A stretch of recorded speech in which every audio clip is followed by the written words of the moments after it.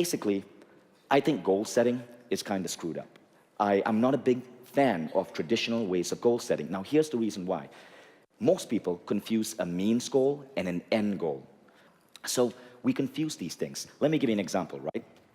I was once teaching, I used to actually teach a class for the Silver Method. So I was teaching their class in New York, and this lady came up to me and she said, hey, how can I use this method to make myself a faster typist? I said, why do you want to be a faster typist? And she goes, well, I want to be a faster typist because that way I can process more punch cards. And I said, why do you want to process more punch cards? She says, well, if I process more punch cards, I get paid more. And I said, why do you want to get paid more? She says, because I'm trying to save some money. I said, why do you want to save some money? She says, because my mom lives in Detroit, I live in New York, and I want to move over to New York. I go, why do you want to have your mom move with you? She says, because Detroit's fairly unsafe, New York is awesome, we want to move and live in New York. And I go, why do you want to live with your mom? She goes, well, we're the last two surviving members of our family, and our family goes all the way back to the Civil War. We're the last two surviving members, and we have this house that's filled with heirlooms and this rich history of over 150 years, and we want to build a shrine and a home to our family's legacy in New York so that when I have kids, they never forget where they came from. And I go, that's what you want to do? Screw faster typing. But you see how we are trained to operate this way? This is why hacking is something that I love so much. I hack everything. I hack my body. That actually sounds really nasty. It sounds like it sounds, I just had a whole script for a new horror movie like enter my head.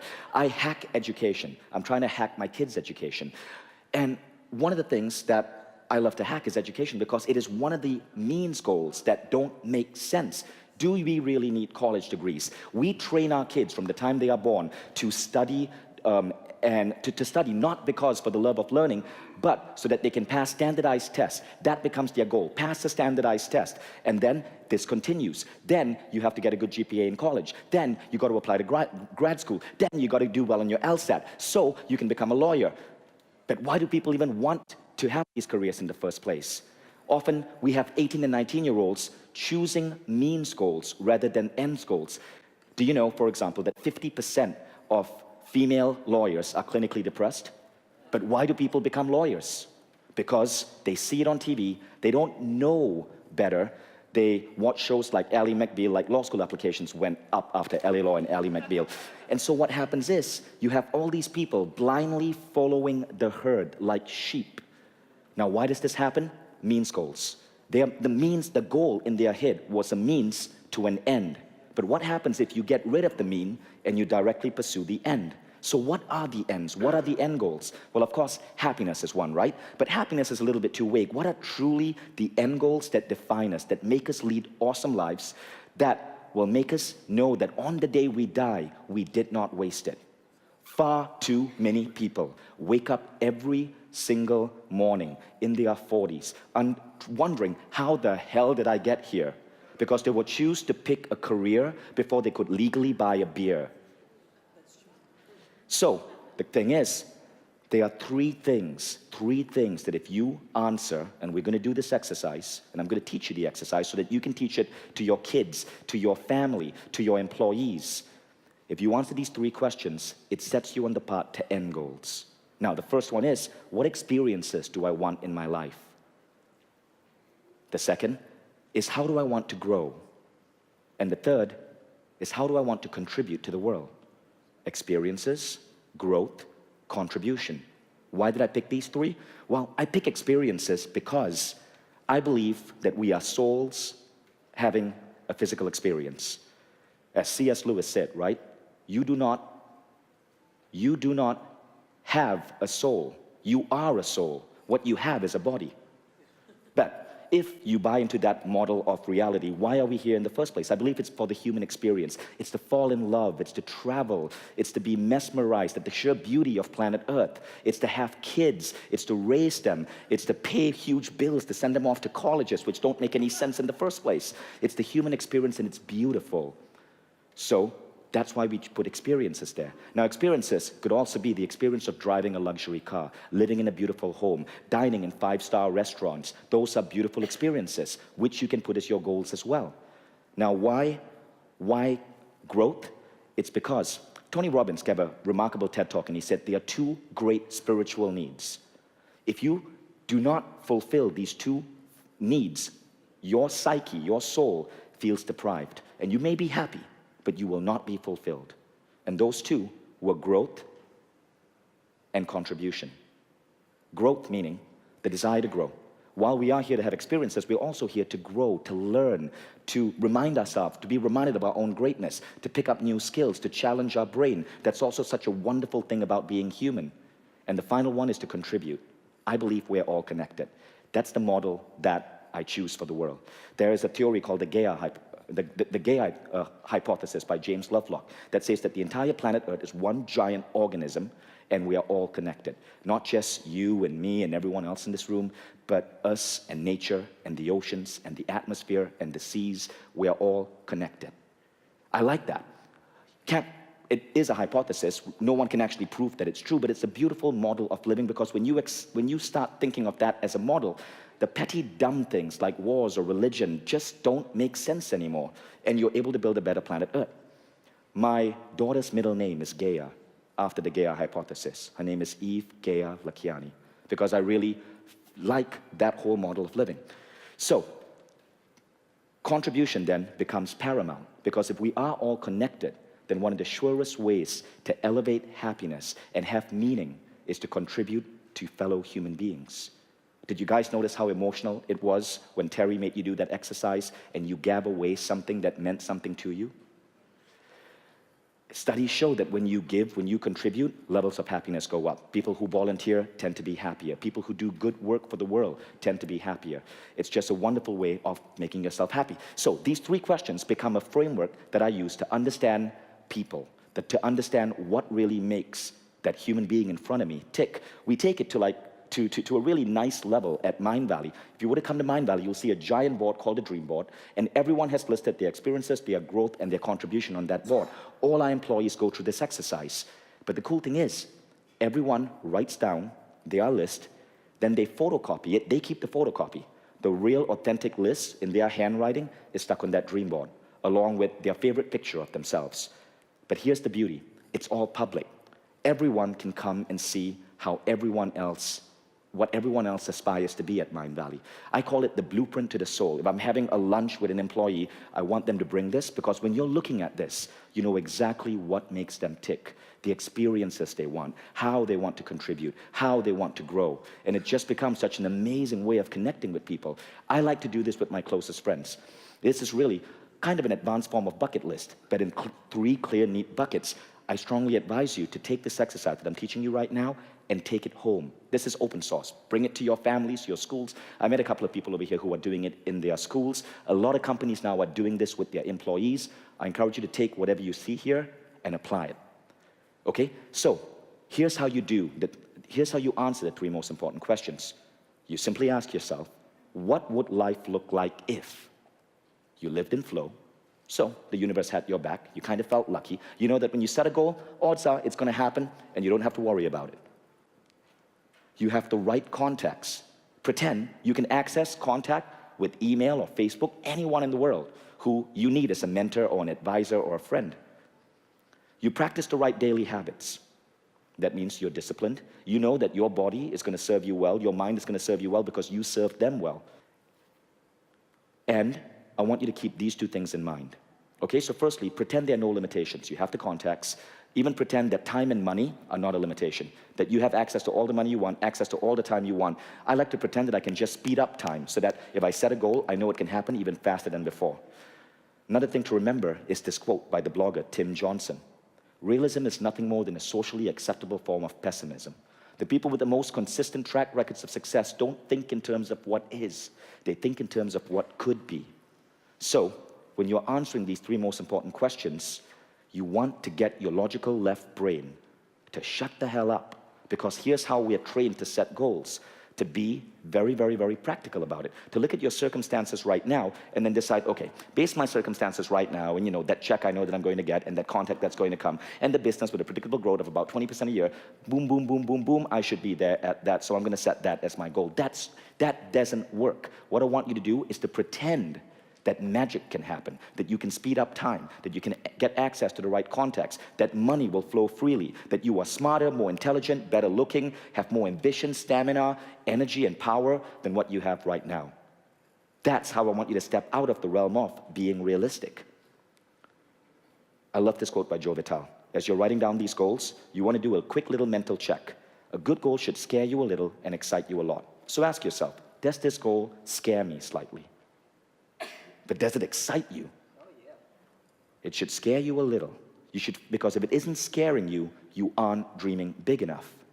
And it should excite you, because if it doesn't excite you, you've picked a means goal and not an end goal. I wasn't excited about getting a college degree as I was going through it, but I did it because I felt that was the way the world operated, and I wouldn't be able to get a good job if I did not have that degree. So you want to make sure that you pick a goal that truly excites you. I'm not saying college is unnecessary.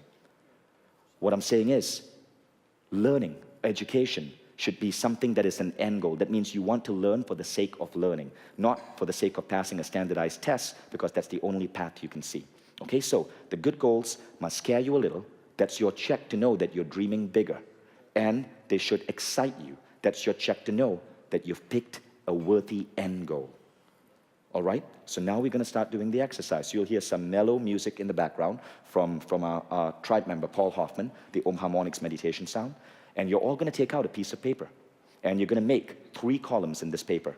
So, piece of paper, 3 columns. In the first column, you're going to write down experiences. In the second column, you're going to write down growth. And in the third column, you're going to write down contribution.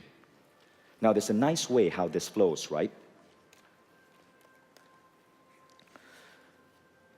When you write down, after you list the experiences that you want to cultivate in life, the next question you want to ask yourself is, well, if I could have all these experiences, if I was the person flying business class on every single trip, dining and vacationing in the best resorts in the world, married to an amazing person, if I had all these experiences, who would I be? And that gives you the clue to answer the second column, growth. Because now you have to define all the ways you need to grow. If you want to live the life of a millionaire, you are probably going to have to grow your income. If you want to live in a foreign city or country, you might want to grow by learning a foreign language. This is where you list all the ways you want to grow. Now we come to the final question. So now you have your list of experiences. You have the ways you want to grow. Now you ask yourself, if I was so freaking blessed that I had all these beautiful, amazing experiences that I want in life, everything I want was coming to me, and if I have grown into this phenomenal person, how can I give back to the world? And that's how you come up with your list of ways you want to contribute. Everyone got it? Say yes, yes. Yes, yes! Thank you. So, let's get started, right? We're going to start with experiences. Here are some examples of what you'd write down on experiences, right? What type of love experiences do you want to have? Who do you want to wake up to every morning? What type of friends do you want to have? What would your social circles look like? What type of money experiences do you want? Here we're talking fine dining, knowing that you have an amazing net worth. It's a beautiful thing to have as well. Where do you want to work from?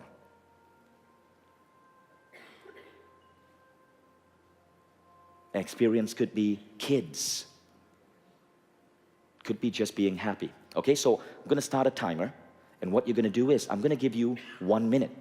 In that 1 minute, write down as many experiences that you want in life. Now remember, this is an exercise that you do on your own, and you're going to be doing this maybe on a plane. I have my list as 3 separate notes on my notes application on my iPhone, and every time I am on a plane or I'm traveling and I think of something that I truly want to experience, I just write it down. Okay, so you'll be growing this list. 1 minute is fine because I simply want you to get the hang of it, to understand how easy this is.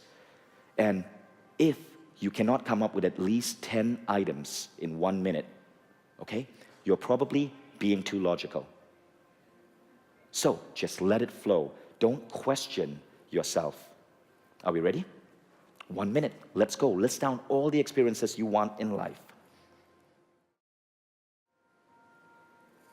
You have 5 seconds left. Write down the final item. Okay, put down your pens for a second. Now let's have some sharing. Would anyone like to share some of the items that they put up? Can I have some mic runners in the audience, please? Go ahead. I just want to have one of the many things, vibrant gatherings at my home with friends and amazing people like those here at A-Fest. I like that. Next.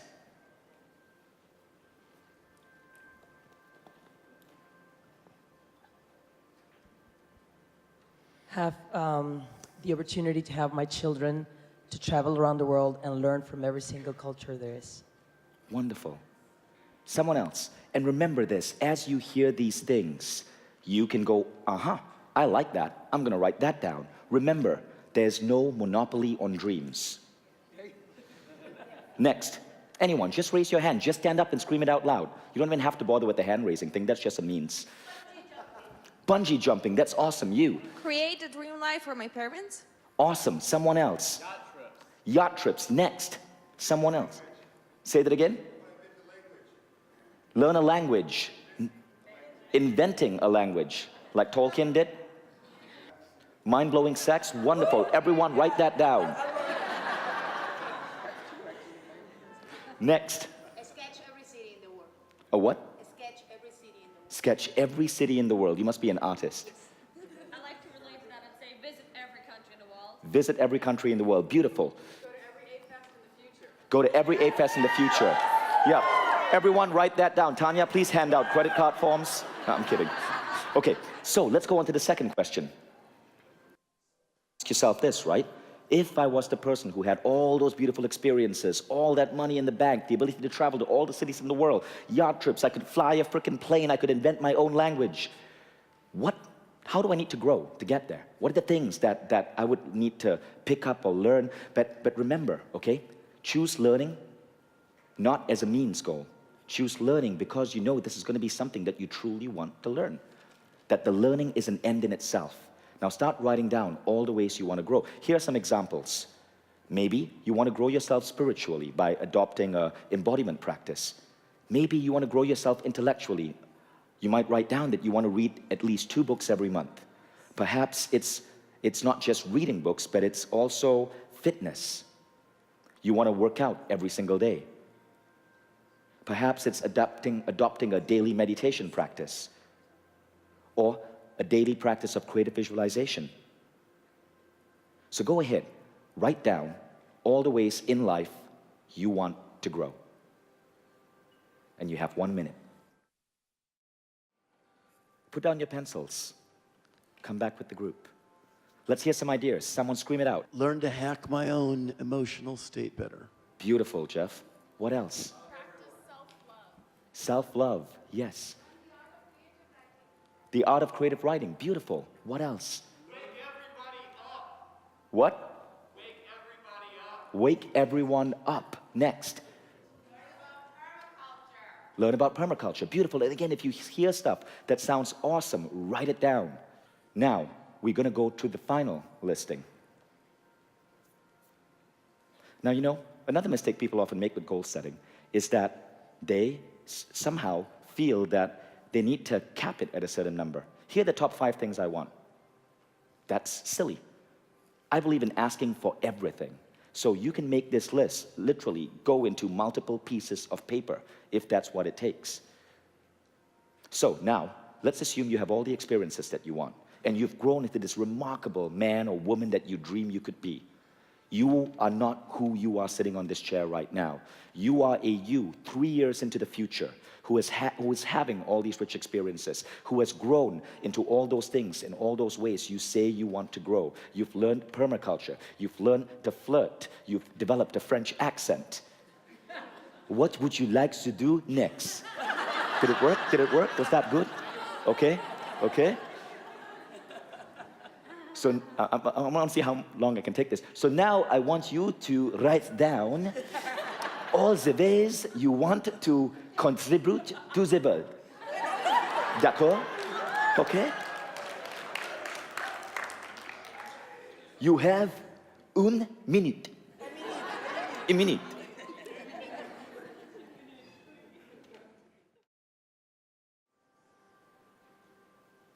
Okay, put down your pens. So, let's hear some ideas. Adopt 100 girl child and take care of their education. Say that again. Adopt 100 girl child and take care of their education. Beautiful. Adopt and pay for the education of 100 young women. Next. Feed the world. Speak louder. Scream it out. Plant more trees. Next. Speak my truth and let my voice be heard. Live a life where you're speaking truth and letting your voice be heard. Build a world full of happy people. Start a foundation, a charitable foundation against human trafficking. Beautiful. One more. Donate $1 million a year. Donate $1 million a year. All of these are beautiful. Now keep in mind, some of these may feel a little bit vague. That's okay. I found that I'll start with something vague, like shift education, create better education. And then, as I know that that is a calling, that's something that feels good, the ideas and the stepping stones start coming. But it's okay to be vague, and I give you permission to be vague on those things. Now remember, all of these things connect to each other. So, basically, you start with experiences. Based on experiences, you ask, how do I have to grow to get those experiences? Once you have the experiences and growth, you ask yourself, if I have all of these, how do I want to give back? It's a really cool way of making it work. Now, if you want to get this exercise, like an actual guided version of this exercise that you can listen to, so it's in the form of a meditation, you can download it from Omvana, okay? And if you don't have an iPhone, that's totally fine, because tomorrow we are launching Omvana for the web, which is like a Spotify version of Omvana. So anyone, even if you don't have an iPhone, can now access this for Omvana online. So it'll be a really, really cool service. So go ahead and keep this. I believe this will be probably the most important piece of paper you keep in your life. It is for me. Thank you.